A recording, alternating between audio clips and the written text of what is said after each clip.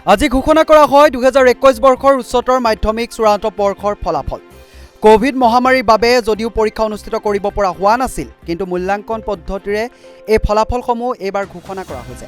2021 বৰ্ষৰ উচ্চতৰ মাধ্যমিকৰ কলা শাখাৰ সৰ্বমুঠ পৰীক্ষাৰ্থী আছিল 1,91,855 গৰাকী।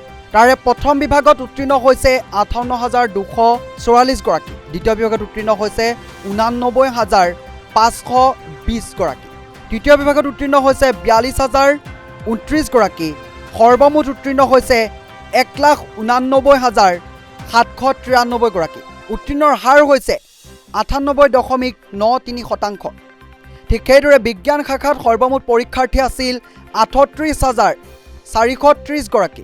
প্ৰথম বিভাগত উত্তীৰ্ণ হৈছে বিজ্ঞান শাখাৰ 32,917 গৰাকী, দ্বিতীয় বিভাগত উত্তীৰ্ণ হৈছে 4,609 গৰাকী, তৃতীয় বিভাগত উত্তীৰ্ণ হৈছে 542 গৰাকী, সৰ্বমুঠ উত্তীৰ্ণ হৈছে 38,868 গৰাকী।